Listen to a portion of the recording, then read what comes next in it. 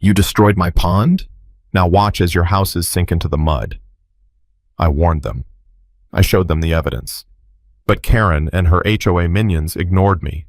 They thought their rules were stronger than nature itself. And now, their homes are flooding, their foundations are cracking, their perfectly manicured lawns have turned into sinking swamps.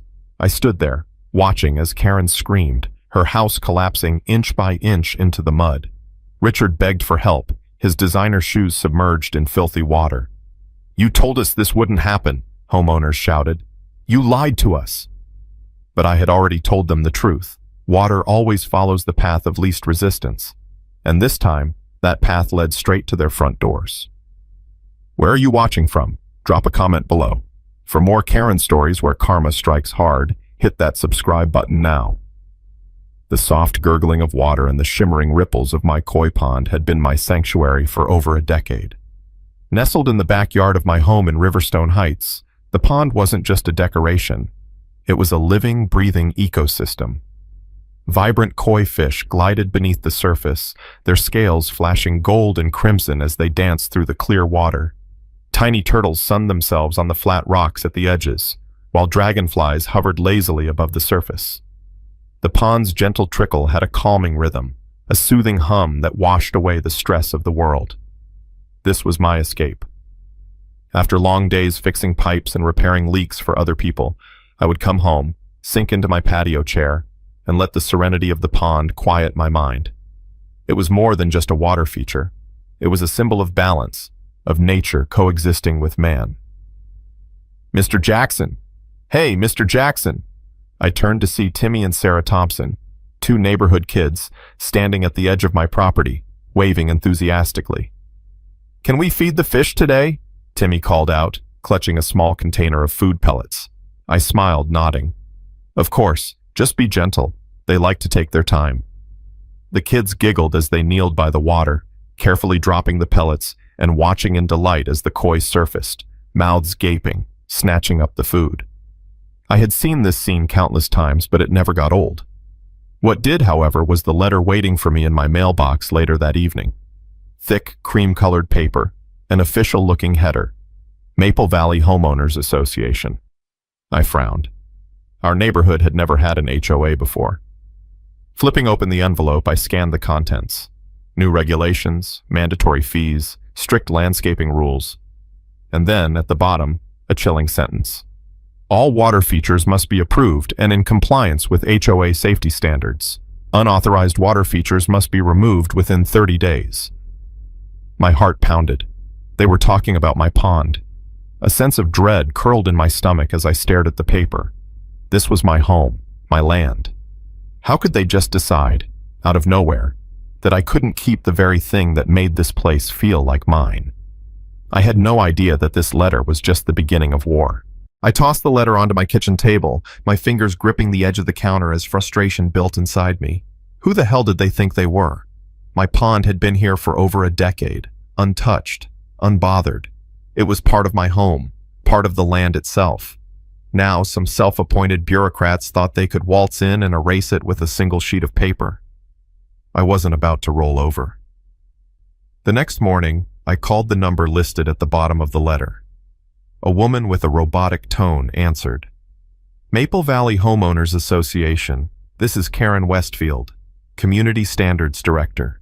How may I assist you?" The name sounded familiar, but I didn't dwell on it. I took a breath, trying to keep my voice level. "Yeah, this is Jackson from Riverstone Heights. I got a letter about my pond. There must be some mistake.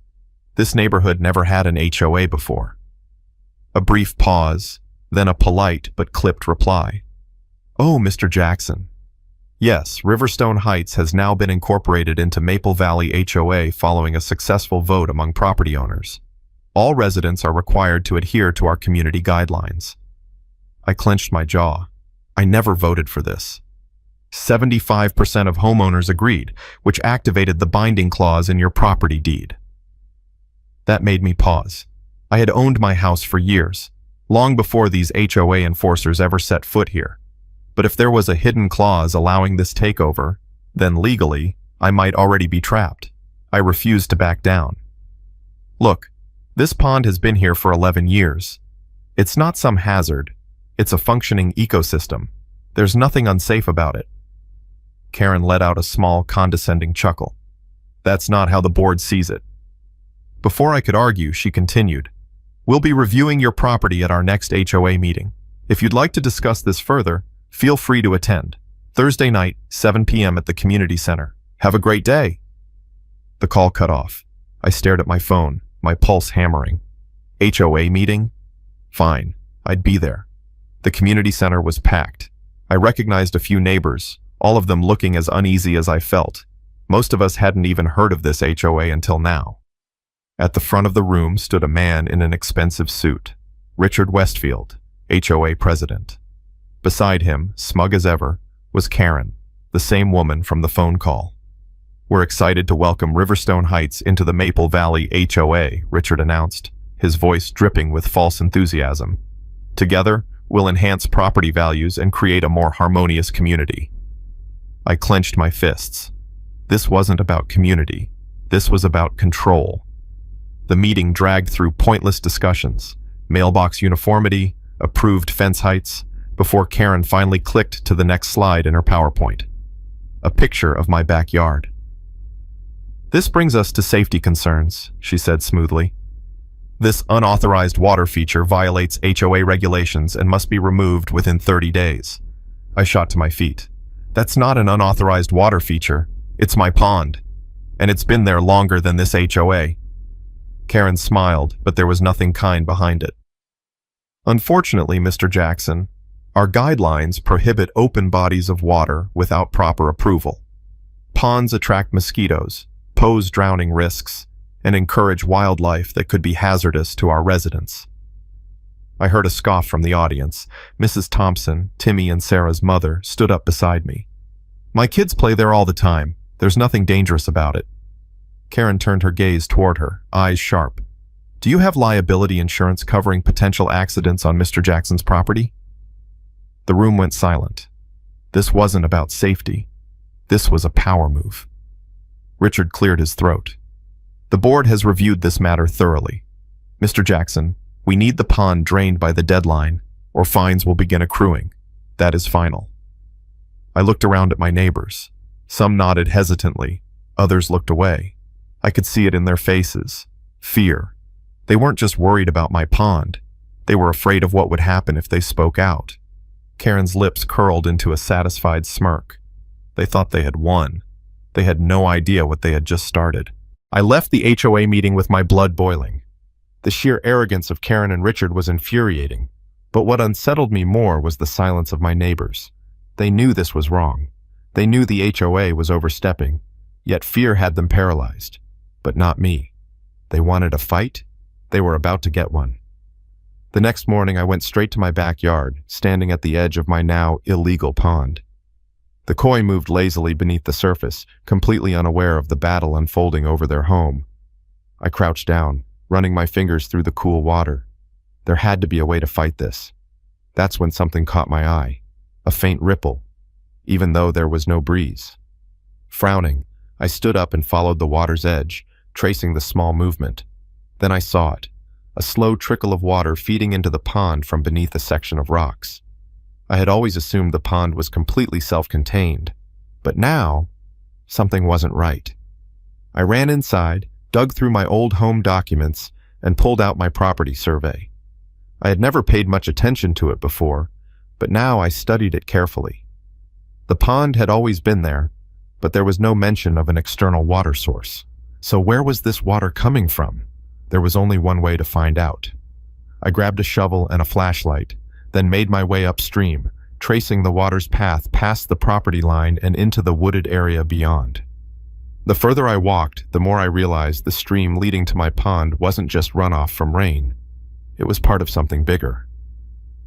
After 20 minutes of climbing through thick brush, I reached a clearing behind the newer homes of Maple Valley, the same area where Karen and Richard lived in their massive house. And there, half hidden behind a row of cattails, I found it. A drainage pipe. A metal pipe, nearly 2 feet wide, partially buried in the ground, with a steady stream of water flowing from it. I stared at it, my mind racing. This wasn't natural. Someone had directed this water here. Someone had altered the land. And it didn't take a genius to guess who. Pulling out my phone, I snapped pictures from every angle. The pipe was old but intact, meaning it wasn't a recent addition.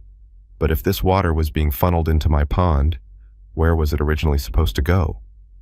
I followed the pipe's direction toward the Maple Valley development. As I got closer, I noticed something even more disturbing. Low-lying areas of soil, damp and uneven, as if they had once been wetlands, but had been hastily filled in. Then it hit me.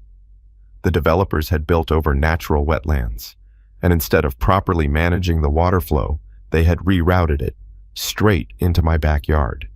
And now, the HOA wanted to erase the only thing keeping their foundation from sinking. I clenched my jaw. This wasn't about aesthetics. It wasn't about safety. They were trying to cover up their own mistakes, but they had made a fatal error. They had underestimated me. Do you think I should expose their lies and fight back? Comment yes if you agree. I barely slept that night. My mind spun with everything I had discovered. The drainage pipe, the diverted water, the wetlands buried beneath Maple Valley's pristine houses. It was clear now. My pond wasn't the problem. It was the solution. It was the only thing preventing a disaster the HOA had tried to bury. And now, they wanted me to destroy it. By morning, my anger had crystallized into determination. If they thought they could bully me into compliance, they had another thing coming.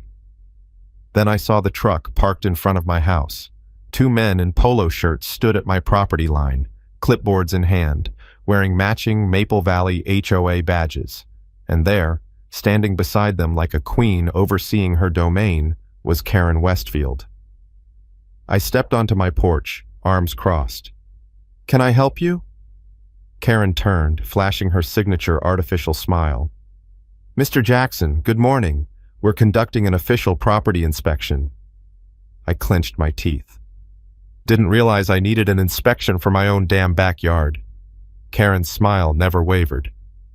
"All properties in our HOA are subject to regular compliance checks. We just want to ensure community standards are being met." I watched as the 2 men walked onto my property without asking for permission, snapping photos of my pond, measuring the water depth, even kneeling to inspect the rocks around the edges. One of them scribbled something on his clipboard. "Unauthorized water feature, immediate removal recommended." I took a step forward.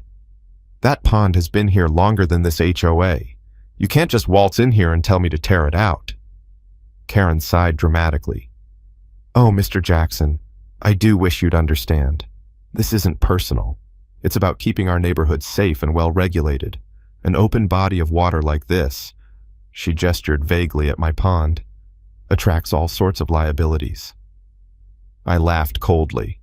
"You mean like the ones the Maple Valley developers created when they built over a natural wetland and rerouted all their drainage into my yard?" Karen's expression flickered for the briefest moment, but she recovered quickly. "I don't know what you're talking about." "Oh, I think you do." I pulled out my phone and scrolled to the photos I had taken the night before. The drainage pipe, the diverted stream, the uneven ground beneath Maple Valley's luxury homes. Her smile tightened. "Mr. Jackson, I'd advise you to tread carefully, making baseless accusations." I shoved my phone in front of her face. "These don't look baseless to me." Karen's eyes darted toward the 2 inspectors. "Gentlemen, finish up your report." One of them nodded. "We're issuing a $500 fine for the unapproved water feature. If it's not removed within 30 days, additional penalties will apply, $100 per day." My blood boiled. This was extortion. Karen tucked her clipboard under her arm. "We'll be back for a follow-up inspection. I strongly suggest you comply." I clenched my fists as I watched them leave. They thought they had backed me into a corner, but I wasn't trapped. I was arming myself for war. I spent the next few days stewing in frustration, the $500 fine notice taped to my fridge like a taunt. Every time I looked at it, my anger burned hotter. The HOA wasn't just enforcing rules, they were covering something up, and I needed proof before they buried my pond for good. That's when I had an idea. If Maple Valley's developers had really built over wetlands and redirected water flow, there had to be records, blueprints, environmental impact reports, something that proved what I had found. I just had to figure out where to look. And then I remembered someone who might know. 2 days later, I walked into the county records office, the scent of aged paper and ink filling the air. The clerk, a woman in her 60s with thick glasses, glanced up from her desk. Looking for something specific? I set down a list of documents. Any environmental impact assessments, zoning permits, or land surveys for the Maple Valley development. She gave me a skeptical look. That's a lot of paperwork. I forced a polite smile. I've got time. After a long sigh, she disappeared into the back. 20 minutes later, she returned with a thick folder. I flipped it open and immediately felt my pulse quicken. There it was.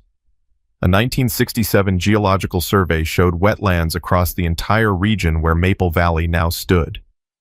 But the real bombshell came from a 2012 developer report, which admitted, in small, easily overlooked text, that the land had been restructured to improve residential expansion. Translation? They had drained and filled the wetlands to build houses. And it got worse. A 2015 permit application showed that Maple Valley had originally been required to install multiple retention ponds to handle water displacement. But those ponds were never built. Instead, the water had been funneled through a series of underground drainage pipes, one of which led straight to my pond. My stomach twisted. The HOA wasn't just bullying me, they were scrambling to fix their own mistakes before the truth came out. I took dozens of pictures of the documents, my hands shaking with adrenaline. If I could prove that my pond was acting as a natural drainage point, then removing it could cause serious flooding, which meant, if the HOA succeeded in draining my pond, the water wouldn't just disappear, it would have to go somewhere else, and I had a very good idea where that somewhere would be. That evening, I sent an email to Karen Westfield, Richard, and the entire HOA board. Subject: urgent. Potential environmental impact of pond removal. I attached the county maps, the surveys, and the permit records. I highlighted every detail proving that my pond was an integral part of the area's water management. I ended the email with a blunt warning. If you force the removal of this pond, you will create a flooding disaster. The responsibility will fall on the HOA. I hit send and waited. I expected anger. I expected threats. Instead, I got silence. A silence that told me they knew I was right. But the real question was, what were they going to do about it? The silence from the HOA was louder than any response they could have given. For 2 days, I heard nothing. No replies to my email, no calls, not even another fine notice. But I knew better than to mistake their silence for surrender. They weren't ignoring me. They were planning their next move. And when it came, it hit harder than I expected. I woke up to a neighborhood-wide email blast from the HOA. Subject: urgent. Community safety and compliance updates. The message, written in Karen's perfectly polished corporate tone, was infuriatingly vague. Recent property assessments have revealed multiple safety violations that could pose risks to the well-being of our residents. As your HOA, we are committed to upholding the highest community standards. In one instance, an unapproved water feature has been identified as a potential breeding ground for mosquitoes and a hazard for children. Failure to comply with safety regulations could result in fines or further legal action to protect the neighborhood. No names, no specifics. But everyone knew who they were talking about. By noon, I saw the effects firsthand. Neighbors who had once smiled and waved now averted their eyes. A few even muttered under their breath as they passed my property. I clenched my jaw. This was how they worked, turning people against each other, controlling through fear. But fear wasn't going to win this time. That evening, I saw Karen and Richard outside my house, speaking with 2 city inspectors. They didn't even bother knocking. They just walked straight to my backyard as if they owned the place. I stormed outside. "You've got some nerve trespassing on my property." Karen turned, flashing that plastic smile. "Oh, Mr. Jackson, we're simply ensuring all properties meet city code. I'm sure you understand." I folded my arms. What exactly are you looking for? One of the inspectors, a tired-looking man in a county-issued vest, checked his clipboard. Complaint was filed about an unapproved water feature violating municipal safety regulations. Standard procedure. I inhaled sharply. Municipal safety regulations? That meant the HOA had escalated this beyond fines. They were trying to get the city to force my hand. That pond is functioning as a natural drainage system, I said through gritted teeth. Removing it will cause serious flooding issues. The inspector barely looked up. Not my call. If it's not approved, it's a violation. Karen's eyes gleamed. She thought she had won. I took a slow step forward. And what happens if I don't remove it? The inspector sighed. Then the city will step in. You'll face increased fines, potential legal action, and if necessary, the HOA has the right to contract removal services at your expense. That last part hit me like a punch to the gut. They weren't just trying to fine me into submission. They were planning to destroy my pond themselves. Karen tilted her head. I strongly suggest you comply, Mr. Jackson. The sooner this is resolved, the better for everyone. I met her gaze, my fists tightening. You're making a mistake. Her smile widened. No, Mr. Jackson, you are. As she and the inspectors left, a single thought burned in my mind. They weren't just ignoring my warning. They were about to make the biggest mistake of their lives. I barely had time to prepare before the wrecking crew arrived. 2 days after the inspector's visit, I woke up to the sound of heavy machinery rumbling down my street. I threw open my curtains and felt my stomach drop. A construction truck, a backhoe, and a crew of workers in reflective vests were parked right in front of my house. Karen stood beside them, clipboard in hand, chatting smugly with Richard and another HOA board member. I was out the door in seconds. What the hell is this? I barked, storming up to them. Karen turned, her fake sympathy almost laughable.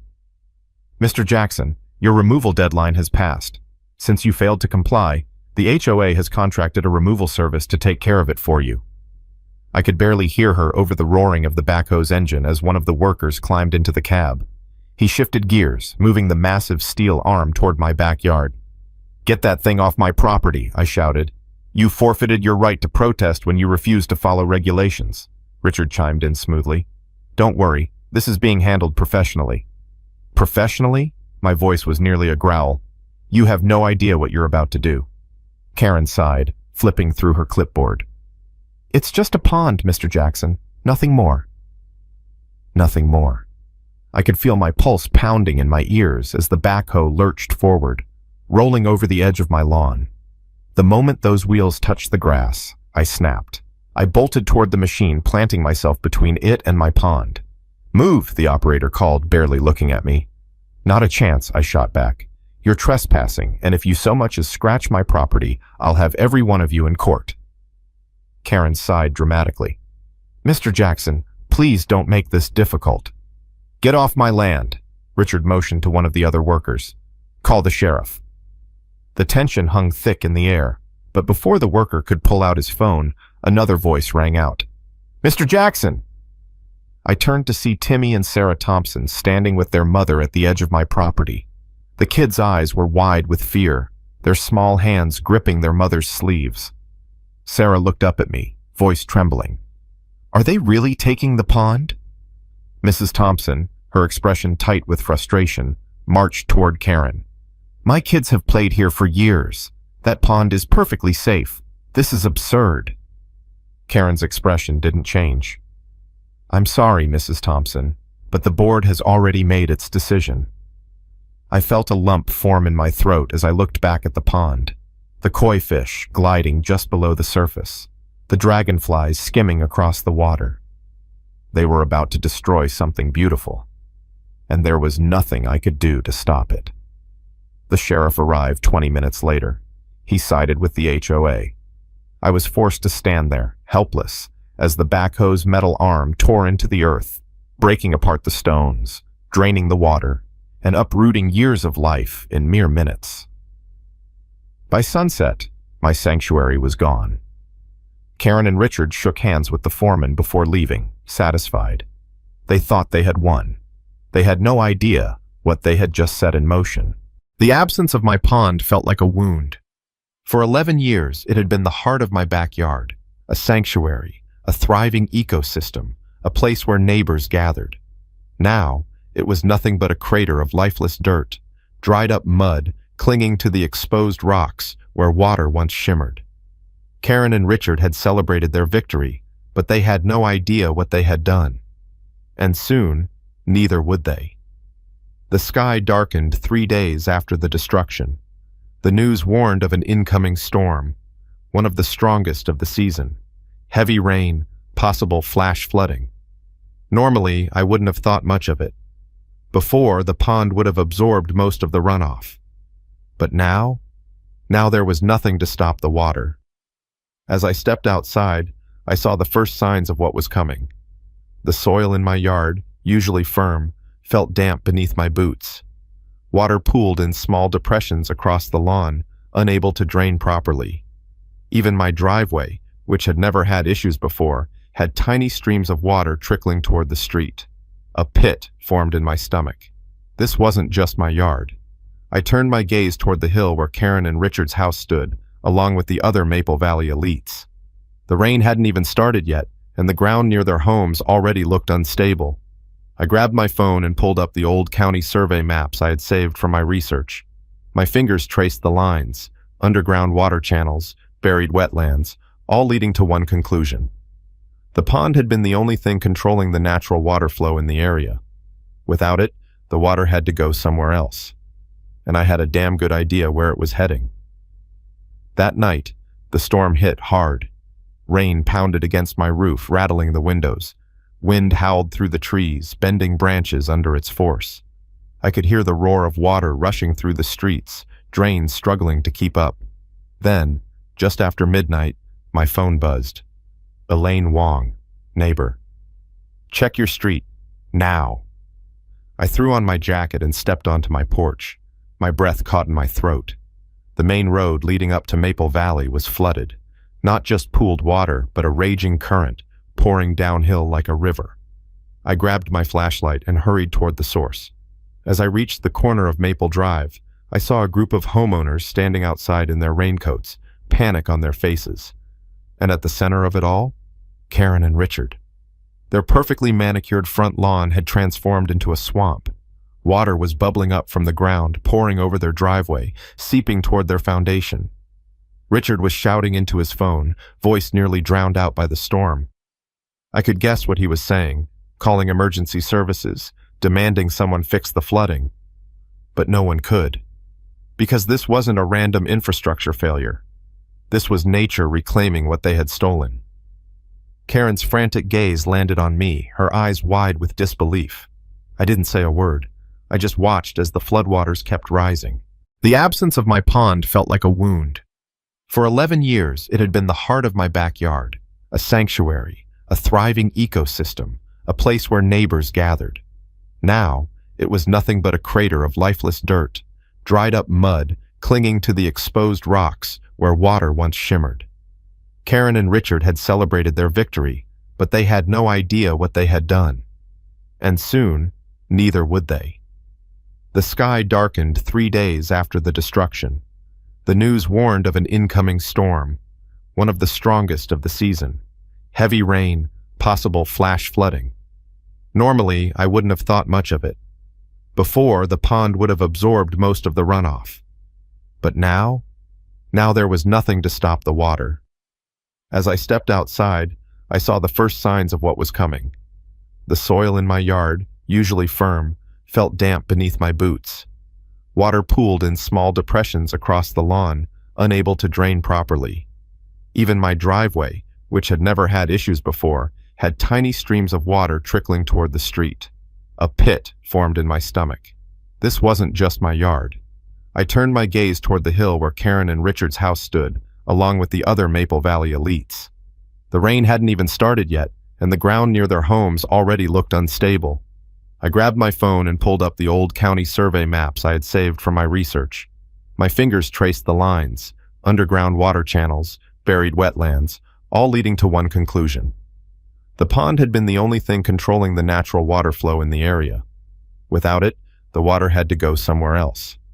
And I had a damn good idea where it was heading. That night, the storm hit hard. Rain pounded against my roof, rattling the windows. Wind howled through the trees, bending branches under its force. I could hear the roar of water rushing through the streets, drains struggling to keep up. Then, just after midnight, my phone buzzed. Elaine Wong, neighbor. Check your street, now. I threw on my jacket and stepped onto my porch.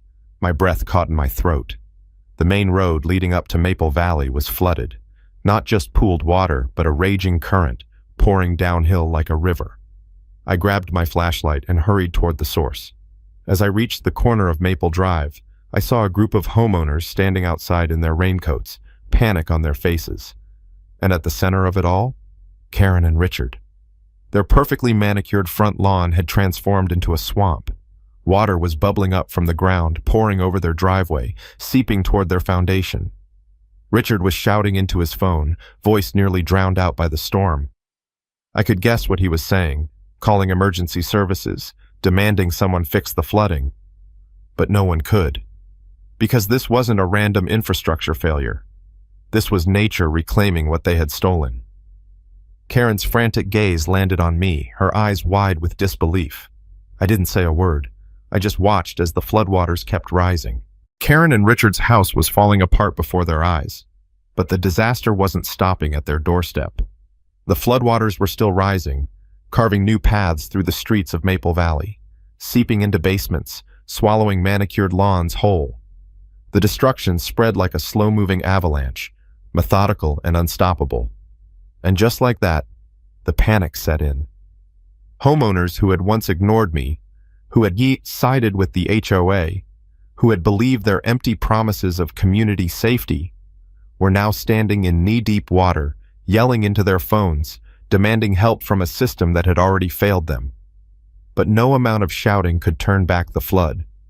I watched as a group of neighbors gathered around Karen and Richard, their frustration boiling over into fury. "You told us this wouldn't happen," one man shouted, his shoes drenched in the muddy water. "You forced us to remove our ponds, our gardens. You said it was for the community's good," a woman added, shaking a soaked copy of an old HOA fine notice in Karen's face. Karen tried to regain control, her voice still carrying the fake authority she had wielded for years.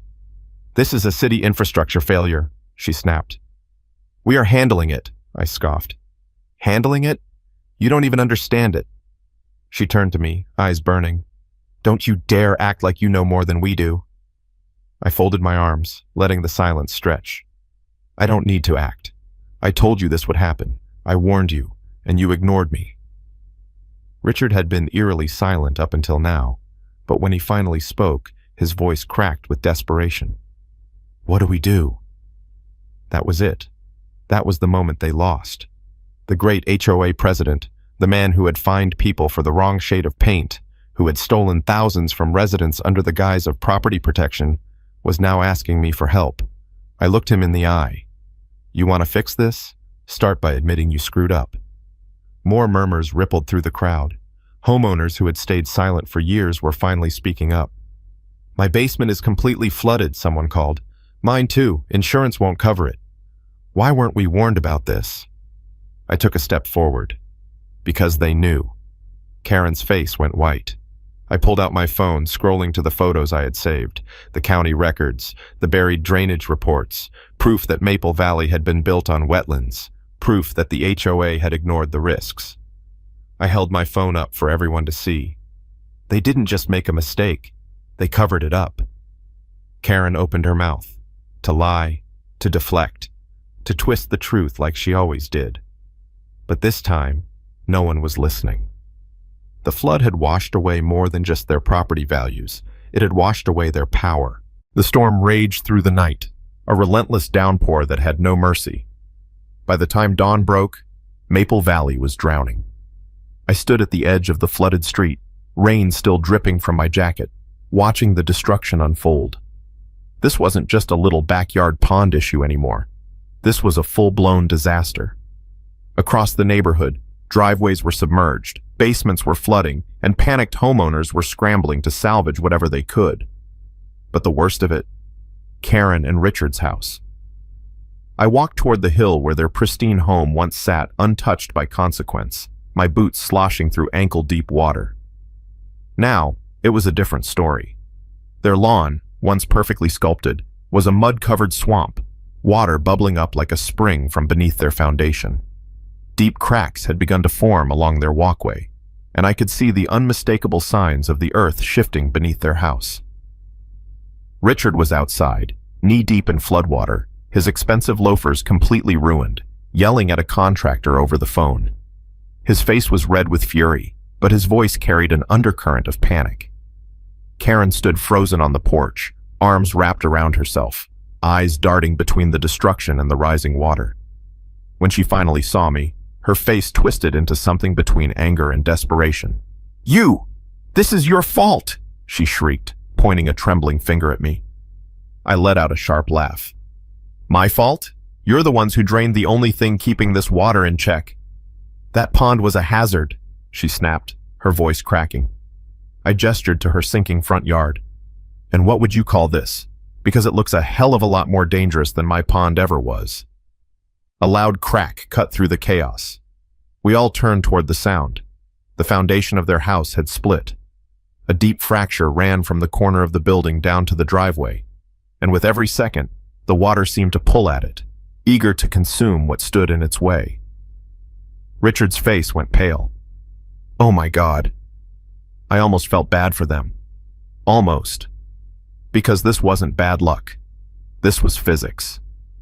They had disrupted the natural flow of water, and now water was taking back what was rightfully its own. Homeowners from surrounding streets gathered, watching in shock as the damage spread. Some whispered in disbelief. Others exchanged knowing glances. They were realizing the truth. The HOA had lied. They had promised property value protection, but instead they had destroyed their own neighborhood. And the floodwaters? They weren't done yet. The fall of the HOA should have felt like the end of the battle, but standing among the wreckage, I knew our fight wasn't over yet. Maple Valley was in shambles, flooded basements, ruined homes, streets still thick with mud and debris. The HOA board had been removed, but that didn't erase the damage they had caused. Now, it was up to us, the very people they had tried to control, to put things right. The day after the vote, I stood in my backyard, staring at the empty scar where my pond used to be. The water was gone, but the land still bore the memory of what had been taken. That's when I heard footsteps behind me. I turned to see Elaine Wong, Mrs. Thompson, and a few other neighbors standing at the edge of my property. Elaine crossed her arms. "We're rebuilding it." I blinked. "What?" She nodded toward the ruined patch of land. "Your pond. We're bringing it back." I glanced at the others, some of the same people who had hesitated to stand against the HOA before. Now, they looked determined. Mrs. Thompson stepped forward. "That pond wasn't just yours, Jackson. It helped all of us. We should have realized that sooner." A lump formed in my throat. For the first time since this fight started, I didn't feel like I was standing alone. That weekend, nearly 24 neighbors showed up at my house, armed with shovels, wheelbarrows, and determination. We didn't have HOA regulations breathing down our necks anymore. No one to tell us what we could and couldn't do with our own land. We dug out the wreckage, cleared the debris, and, with the help of an environmental specialist Elaine had contacted, we designed a water retention system that would not only restore my pond, but help prevent flooding in the future. For the first time in years, we weren't just trying to fix what had been broken. We were building something better. By the time we finished, my pond was reborn. The water sparkled under the sun, newly planted vegetation swayed along the edges, and koi fish, rescued by a kind neighbor who had held on to them after the destruction, glided beneath the surface once more. Timmy and Sarah cheered as they watched dragonflies return, darting across the water like tiny miracles. Elaine stood beside me, wiping dirt from her hands. "It looks like it was always meant to be here." I nodded, feeling something I hadn't in weeks. Peace. Because the truth was, it was always meant to be here. And now, thanks to the very people the HOA had tried to control, it always would be. The sun hung low in the sky, casting golden streaks across the newly restored pond. The water was calm, undisturbed, as if it had never been taken away. I sat on my back porch, watching as Timmy and Sarah knelt by the edge, tossing small bits of food to the koi. Their laughter echoed through the air, the sound of something truly healed. Across the street, homeowners were still repairing their flooded basements, still dealing with the aftermath of the HOA's greed.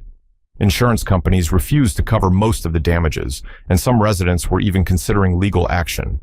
But one thing was clear: there would never be another HOA here again. I took a slow breath, staring at the pond's surface as it rippled in the breeze. For years, Karen and Richard believed they could bend nature to their will, reshape the land however they pleased, dictate how people lived in the name of control. But nature had proven something they refused to understand. Water follows its own path, and so does the truth. Elaine walked up beside me, watching the pond reflect the sky. Karen and Richard put their house on the market. Looks like they're leaving. I let out a quiet laugh.